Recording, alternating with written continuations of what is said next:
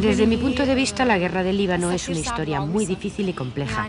Como ve, ahora estamos en paz, no ocurre nada en las calles, no hay bombardeos. Las tiendas están abiertas, pero esto es solo una ilusión. Como estamos habituados a la guerra, ya no sabemos diferenciar las etapas de paz y las de guerra. No hay paz en el Líbano. Siento tristeza al decir esto, pero es la realidad. Esta guerra va a continuar mucho tiempo y deseo que no dure 100 años.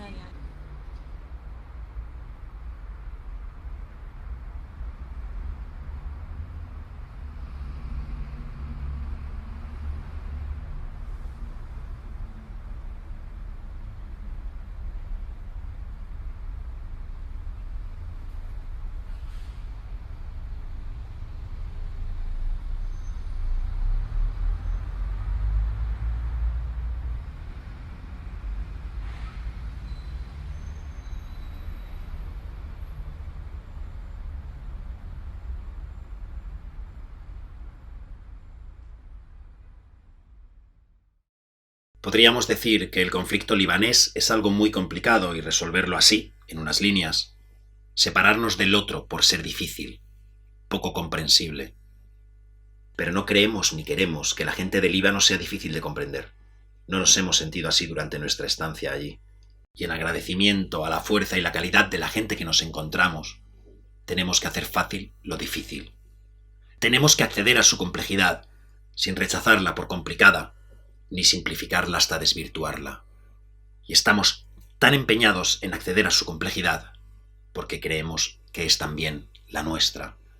Quizá haya muchas facciones, líderes, comunidades, pero los intereses, los miedos, las frustraciones e incluso los excesos macabros de las personas que vivían en esta tierra allá por el 75 no nos son tan ajenos.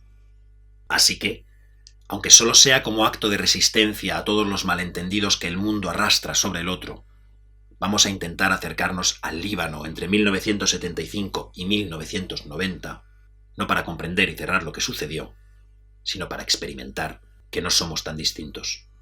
Qu'il est important de pouvoir répondre à de simples questions. C'est pour cela que je vous demande, qu'est-ce le Liban? Et non, je ne veux pas de réponses scolaires. C'est un pays montagneux, connu pour ses cèdres, limité à l'est par la mer Méditerranée, au nord par la Syrie, et au sud... Oui, le petit là-bas. Dependiendo de tu sesgo ideológico, puedes pensar que el Líbano es un país desarrollado, democrático e inclusivo para los estándares de Oriente Medio que está amenazado por unos musulmanes integristas. O por otro lado, puedes pensar que el Líbano es un estado árabe más, una mera provincia robada a Siria por el régimen colonial. Ninguna de las dos afirmaciones es cierta, pero inevitablemente alguna de ellas es la primera simplificación cuando intentas racionalizar Líbano. Después, lo primero que aprendes es que es un crisol de minorías, de comunidades con distintos intereses y miedos, de comunidades que ya llevaban tiempo huyendo y siendo perseguidas en muchos casos, y que ese carácter de refugio no lo pasaron por alto los últimos grandes expulsados del momento, los palestinos. Después, aprendes que es un país tremendamente desigual y también un estado mínimo en lo referente a la atención social, y si la ayuda social la proveen las comunidades, es lógico que se desarrolle un sistema clientelar que les hace fácil a los señores de la guerra reclutar carne de cañón en el momento necesario. Si el estado es mínimo también en lo militar, si no te puede proteger, es fácil entender que cuando comiencen las hostilidades te mudes con tu familia a la zona que controle tu milicia y la apoyes con lo que puedas, con tu dinero, con tus hijos. Después, si abres el foco y ves la región que está marcada por el conflicto árabe-israelí, entiendes que si tú vives tranquilo y en casa de tu vecino las cosas se tuercen, intentarás tranquilizarlas, pero que si en tu casa las cosas no están bien, lo mismo, te sumas a la disputa a ver si mejoras en algo tu situación. Si todavía abres más el foco y ves el contexto mundial de Guerra Fría, entenderás que americanos y soviéticos, como todo orden binario, estaban inmersos en una lógica de suma cero. Si el otro gana algo de influencia, yo la estoy perdiendo. Y que no dejaron, por ello, simplemente suceder la guerra en el Líbano, sino que la alimentaron.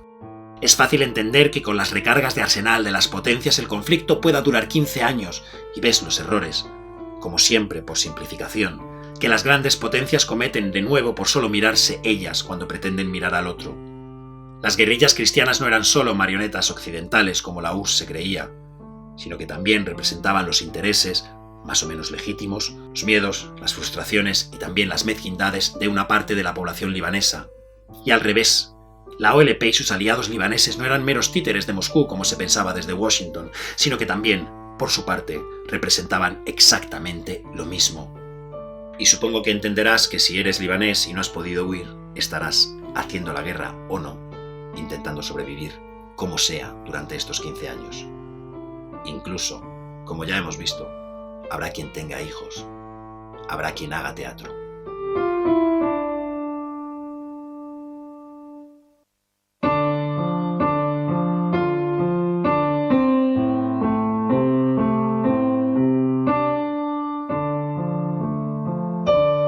Líbano es un país donde la gente que conocemos nos trata mucho mejor de lo que se trata entre sí.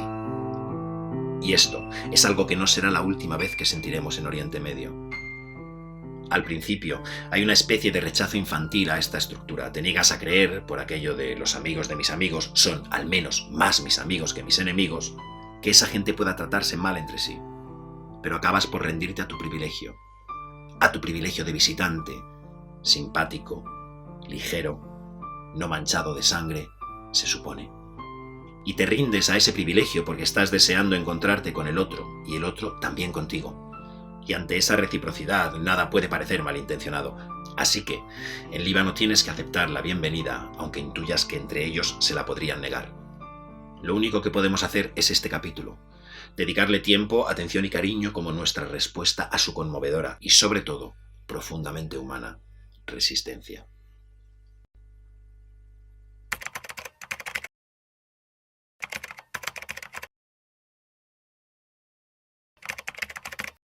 El ejercicio de la guerra no debe perseguirse con el fin de esclavizar a los que no lo merecen, sino, en primer lugar, para no ser esclavizados por otros, en segundo lugar, para procurar la hegemonía por el bien de los gobernados, y en tercer lugar, para enseñorearse de los que merecen la esclavitud.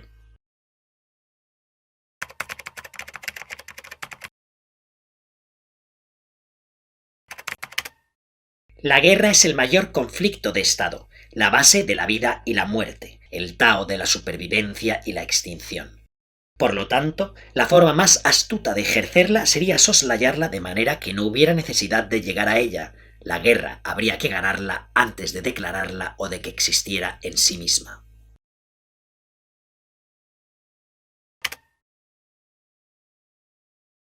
...13 de abril de 1975, Ain el-Remani, suburbio cristiano de Beirut.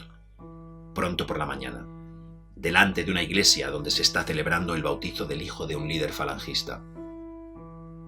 Hay un incidente entre un vehículo con guerrilleros palestinos y los milicianos falangistas que están controlando el tráfico. Quieren que cambien de ruta. Los palestinos se niegan. Los falangistas intentan convencerles por la fuerza. Hay un desencuentro y el conductor del vehículo palestino muere por un disparo accidental. 10:30 de la mañana. Hombres armados sin identificar, en coches con propaganda de una facción de la OLP, disparan a la multitud congregada en la puerta de la misma iglesia. Ya había concluido el bautizo. Muere el padre del bautizado y 3 guardas personales de Pierre Gemayel, el zaim de los falangistas y probablemente el más importante de los maronitas en este momento. De hecho, se puede pensar que con esta acción a quien se quería matar era Pierre Gemayel. Aquí, su versión de las causas de la guerra en una entrevista en el 76. En el Líbano tenemos alrededor de 400.000 a 450.000 refugiados palestinos. El Líbano les ha dado una hospitalidad que no han recibido en ninguna otra parte. Desde mi punto de vista, han abusado un poco de esta gran hospitalidad. Esto provocó que en el Líbano haya habido un gobierno oficial libanés y enfrente 3 o 4 gobiernos no libaneses y un ejército libanés oficial y al lado 4 o 5 ejércitos que no conocemos. Y lo peor ahora es que hay sobre el territorio libanés sitios fuera de todo control, que se escapan al control del gobierno libanés y de la resistencia palestina. Lo cual ha motivado que estos lugares sean unos refugios fuera de la ley, no solo para el mundo árabe, sino para el mundo entero. Todo esto ha sido la causa de este desorden. Se dice que es una guerra entre cristianos y musulmanes. Desgraciadamente ha degenerado en esto porque, como usted sabe, los elementos de subversión utilizan las armas del confesionalismo. Pero ni los cristianos ni los musulmanes quieren esta batalla estúpida. En el Líbano hemos luchado durante estos últimos 30 o 40 años para lograr un país moderno y abierto al mundo entero.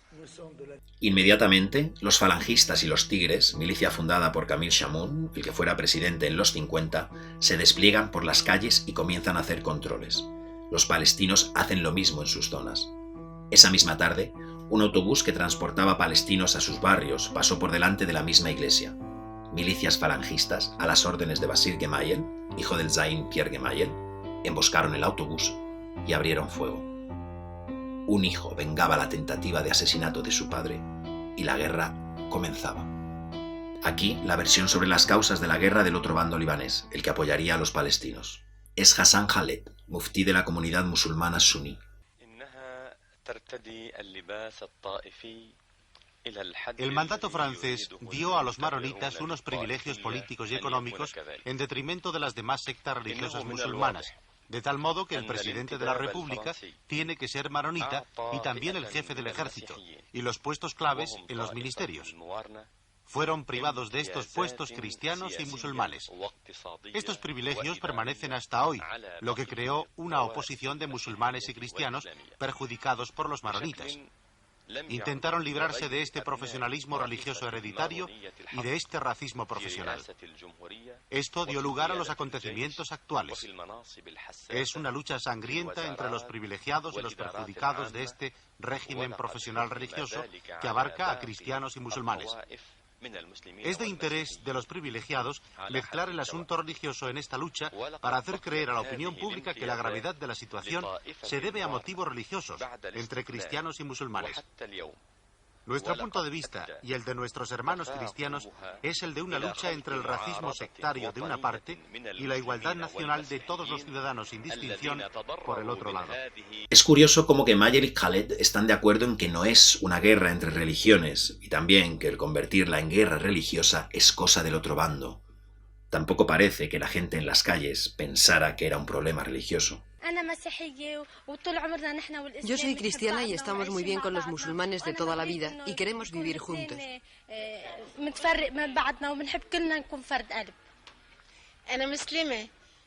Yo soy musulmana y quiero al Líbano. No queremos sectarismos religiosos, no queremos separarnos, queremos estar contentos toda nuestra vida, que nadie nos separe. En esta primera fase de la guerra, además, hay musulmanes conservadores que se unen al frente libanés, la coalición cristiana pro-occidental y de derechas liderada por los Gemayel, que incluían a las falanges libanesas, a las fuerzas libanesas, a la guerrilla marada de los Frangi, a los tigres de los Chamoun, como este chico. Como un musulmán lucha con los cristianos, con los cataes, con los falangistas, en contra de los musulmanes. Dice que él está luchando contra de los que están luchando contra el país, que no es un asunto de religión ni nada, está luchando por su patria. Y también cristianos de izquierdas que se unen al movimiento nacional libanés, la coalición panárabe favorable a los palestinos de suníes, drusos e izquierdistas. Esto es lo que dice uno de sus milicianos. Somos de la resistencia popular. Intentamos defender nuestra existencia. No luchamos contra los cristianos. Luchamos contra las hordas de los Kataeb, que simpatizan con Israel y con la CIA. La guerra entre nosotros y los Kataeb es una guerra entre los Kataeb y el pueblo libanés. Los Kataeb están en todas las administraciones e instituciones del Estado. Intentan sembrar la sedición religiosa. La autoridad es cómplice de los Kataeb. Los maronitas quieren un país al modo americano o francés. Temen un futuro donde sean minoría. Desde el inicio del país han visto al panarabismo como una amenaza y ahora, al menos en lo que se refiere al orden, parecían en lo cierto. Ante sus legítimas reclamaciones de orden, de un Estado con un solo ejército, se aprovechan de la OLP y del conflicto para también intentar mantener sus privilegios económicos y sociales frente al resto de la población. Los musulmanes, ante sus legítimas reclamaciones sobre representatividad política proporcional a su peso demográfico y mejoras sociales, se aprovechan de la fuerza militar de la OLP, su única forma de enfrentarse al poder maronita. ¿Y la OLP? La OLP no es un actor nacional estrictamente, es más bien regional, pero no tienen país. Ya entraremos en detalles cuando lleguemos a Israel y los territorios palestinos, pero de momento, saber que después del 73, los palestinos piensan que es más útil para ellos seguir su lucha de forma independiente que junto a los países árabes. En concreto, Arafat, el líder de la OLP, tiene muy malas relaciones con al-Assad, el líder sirio, que no consigue manejarlo del todo. La OLP, ante sus legítimas reclamaciones de tierra para su pueblo, se aprovecha de que Líbano es un estado débil donde pueden tener autonomía y de las demandas sociales de los musulmanes libaneses para ganar influencia política. Rápidamente, Beirut estaba dividido en dos y en continuo enfrentamiento. Fuera de la ciudad, se sucedieron masacres de civiles en ambos bandos. Eran víctimas fáciles y ayudaban a que las poblaciones cercanas huyeran y así poder controlar, cada bando, una parte del territorio. La gente sale de sus pueblos hacia las zonas que controla su milicia y se va haciendo cada vez más difícil que un cristiano se aliste del lado del MNL o que un musulmán se aliste con el FL. Si al principio no era una guerra entre bandos religiosos, rápidamente se convierte en una. En poco tiempo parece que el MNL lleva clara ventaja y eso hace saltar las alarmas en toda la región y la guerra libanesa deja de ser solo libanesa.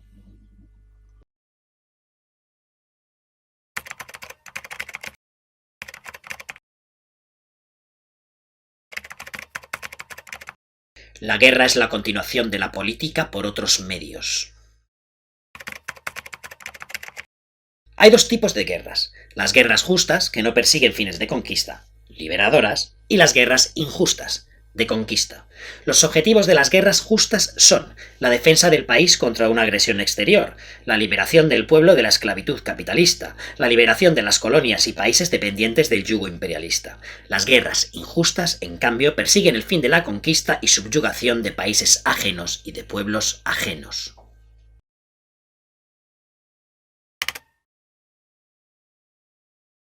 Pues parecía que rápidamente el MNL se iba a imponer al FL, pero esto no era una opción asumible para sus vecinos, ni Siria ni Israel. Siria sabe, por todos los conflictos árabe-israelíes que ya os contaremos, que es militarmente inferior a su enemigo Israel, así que necesita un espacio de confrontación indirecta, y Líbano parece un buen lugar para instaurar un gobierno dependiente. Así, su objetivo principal es que ninguno de los dos bandos gane claramente la guerra, para desde Damasco influir en cualquier solución posible para Líbano. Si ganasen los cristianos, Líbano sería un satélite de Israel. Ya se sabe en estos momentos que la familia Gemayel mantiene contactos con el gobierno de Tel Aviv, lo que sería muy malo para Siria. Pero si ganase el MNL, la OLP sería independiente de Damasco, porque Arafat no quería dejarse apadrinar por al-Assad. Y en el improbable caso de que la OLP firmase un acuerdo de paz con Israel, Siria perdería un aliado en el grupo de presión para que Israel le devolviese los territorios que ocupó a Siria en el 67, los Altos del Golán. Además, la situación interna en Siria era inestable y recuperar los Altos del Golán mantendría a al-Assad en el poder, y podría también en Líbano atacar algunas células menores de sus enemigos, islamistas suníes y los anti-Ba'ath, hermanos musulmanes. Así, como lo que quería es que ningún bando ganase, Siria intervino ya en el 76 del lado del FL para impedir su derrota y después arbitrar el equilibrio.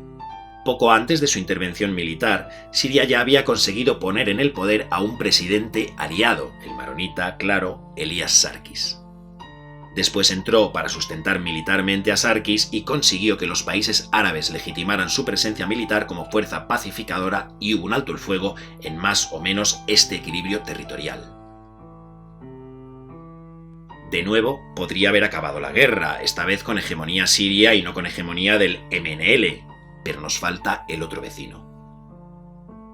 Israel está, desde su creación, en conflicto con sus vecinos árabes, con los palestinos, que son los que vivían allí, pero también con el resto. Lo que quiere evitar a toda costa es que se unan todos. Quiere romper su aislamiento en la zona, sumar fronteras seguras, como en secreto intenta hacer ya con Egipto, con la mediación del presidente americano Carter. Quiere conservar los territorios conquistados en el 67 y no quiere que la OLP forme parte del gobierno libanés resultante. Por todo esto, un Líbano aliado sería una gran oportunidad. Y puede que el Líbano que se dibujaba pro-sirio estuviese aliado con el FL, pero Israel no se fiaba de que los sirios no volvieran a utilizar a los palestinos para presionar la frontera norte de Israel una vez restablecido el orden, sobre todo estando ahí la cuestión del Golán. Así que van estableciendo contactos con las facciones maronitas antisirias que se oponen al presidente Sarkis, pro-sirio. Claramente, estos son los Gemayel. Tras un ataque palestino al norte de Israel que se conoció como el ataque a la carretera costera, Israel entra en el sur del Líbano en el 78, en lo que fue la Operación Litani. El presidente americano Carter teme por la estabilidad del acuerdo de paz con Egipto, así que rápidamente la ONU pide la retirada de Israel y manda una primera fuerza de pacificación para el sur del Líbano, que funcionará como un tapón para los ataques palestinos al norte de Israel. Las fuerzas de defensa israelíes se van, pero dejan un ejército títere como segunda barrera frente a los ataques palestinos, el ejército libanés del sur. Este ejército está patrocinado por Israel, comandado por cristianos y formado por soldados chiíes, que recordemos eran los más pobres, todavía no tenían milicia propia fuerte y se enrolan en el ejército del sur por el sueldo de miliciano. Después de la intervención israelí, el equilibrio de poder en territorios está más o menos así. Y Siria e Israel, los grandes enemigos, se encuentran por un momento y solo teóricamente como aliados del mismo bando, los cristianos.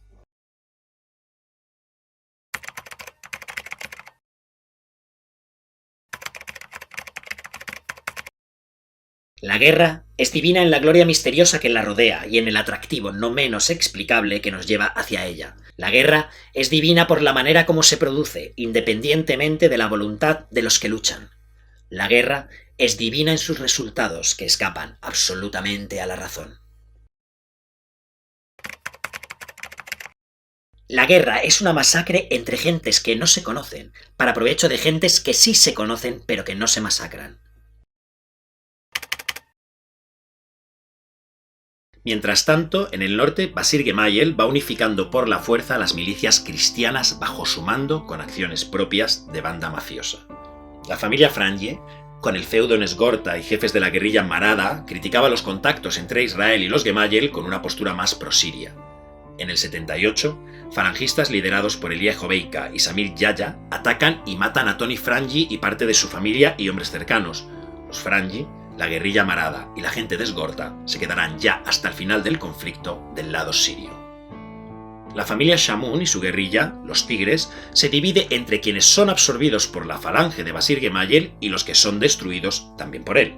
En el 80, Basir Gemayel ha unificado el norte cristiano. Sin duda es el hombre fuerte que Israel quiere poner en la presidencia del país. Entretanto, los asesinatos mafiosos también golpean al otro bando. En el 77 es asesinado Kamal Jumblat, Zaim Druso.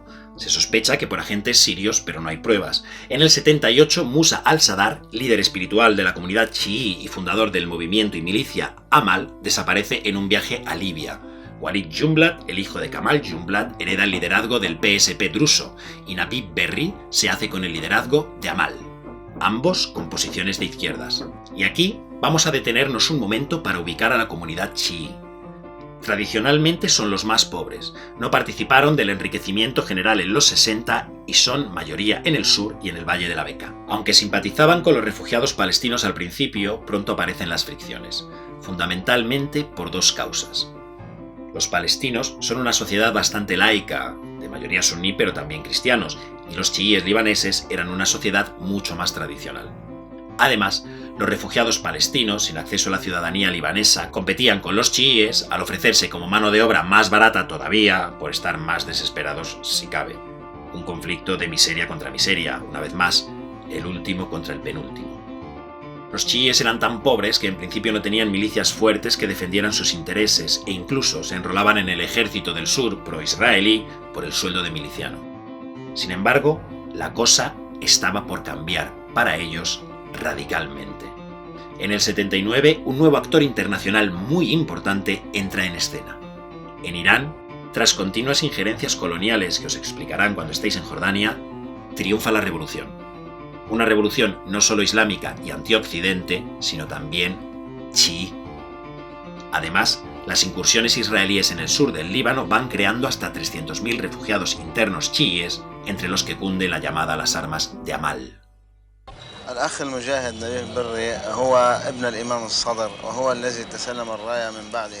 El hermano combatiente Nabih Berri es hijo espiritual del imán Musa Sadr, su heredero.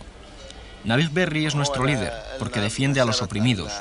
Para nosotros es como si fuera nuestro hermano mayor. Lo que él ordena, lo hacemos. Él lleva la bandera de todos los libaneses oprimidos. رفع راية المحرومين في كل لبنان.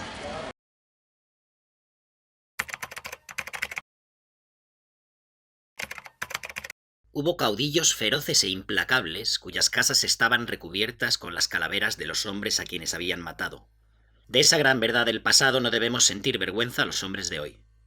Es preciso reconocer la verdad antropológica y sentir vergüenza por los crímenes y atrocidades del presente.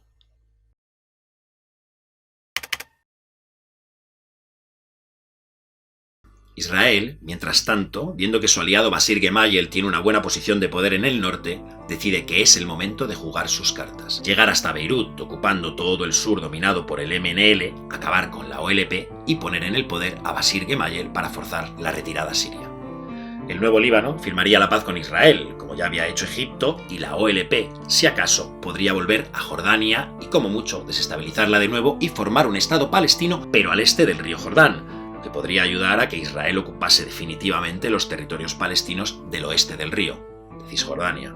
Otra razón importante que empujaba a Israel a cambiar el equilibrio de poder por la fuerza era que no quería respetar lo que se había firmado en Camp David en los acuerdos de paz con Egipto, dar autonomía a los territorios ocupados de Cisjordania y Gaza, porque eso podría llevar a un Estado palestino y sería el final de la colonización que Israel ya estaba llevando a cabo de estos territorios. Así es la Realpolitik. Ese acuerdo se firmó en un escenario concreto de equilibrio de fuerzas. Si se modificaba el escenario, se podría modificar el acuerdo. Y así, en el 82, con el apoyo de los cristianos y la inacción de las tropas de la ONU, que se quedan en la retaguardia israelí con funciones humanitarias en todo caso, aquí los veis comprando souvenirs en los mercados de Tiro un poco más tarde, en el 86, Israel decide cambiar el equilibrio de fuerzas y lanza la operación Paz para Galilea. Avanza, destruyen al MNL y llega a rodear a 16.000 milicianos de la OLP en Beirut Oeste. Acorralados, Arafat y la OLP se rinden a cambio de que fuerzas internacionales, lideradas por los americanos, lleguen para asegurarles el respeto al acuerdo de rendición, con 2 puntos: un pasaje seguro para los milicianos fuera del país, hacia Túnez, y la protección de la población civil palestina que se quedaba en Líbano. La fuerza multinacional llegó a Líbano. Los milicianos de la OLP abandonan el país el 21 de agosto y el 23, 2 días después, es elegido presidente Basir Gemayel. De nuevo, un momento en el que la guerra libanesa podría haber terminado, en este caso, bajo hegemonía israelí y en alianza con la falange de los Gemayel. Sin embargo, esta solución era inaceptable para gran parte de los actores, y el 14 de septiembre, Basir Gemayel es asesinado por un afiliado a un partido prosirio en Beirut, en la sede del partido falangista. El 16 de septiembre, el ejército israelí, comandado por Ariel Sharon, rodeó los campos de refugiados palestinos de Sabra y Shatila y durante 2 días, milicianos falangistas, liderados por el hijo Beika, estuvieron masacrando a la población de estos campos, ancianos, mujeres y niños, muchos de ellos manualmente, ahorrando munición.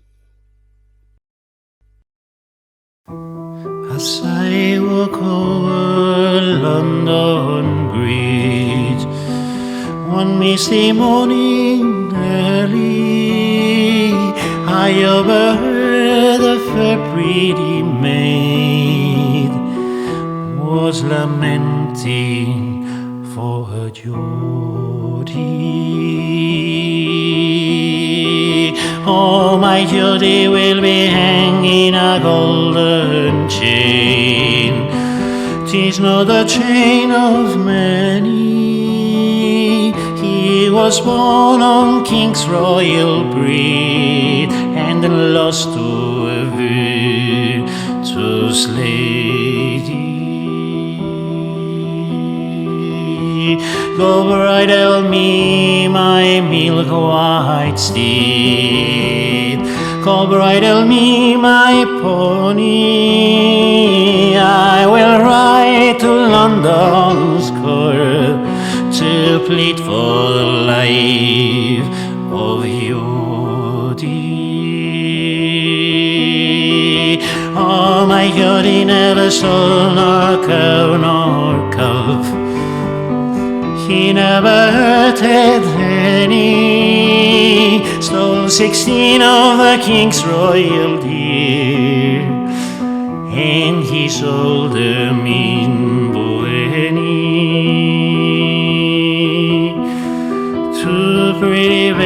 days have I borne. The third lies in my body.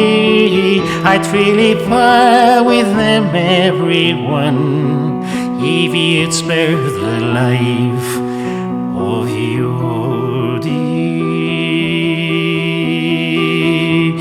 The judge looked over his left shoulder. He said, "Fair maid, I'm sorry." He said, "Fair maid, you must be brave, for I cannot pardon your deed. All my beauty will be hanging a golden chain. 'Tis not a chain of many, it's all 16 of the king's royal deer, and his old dominion.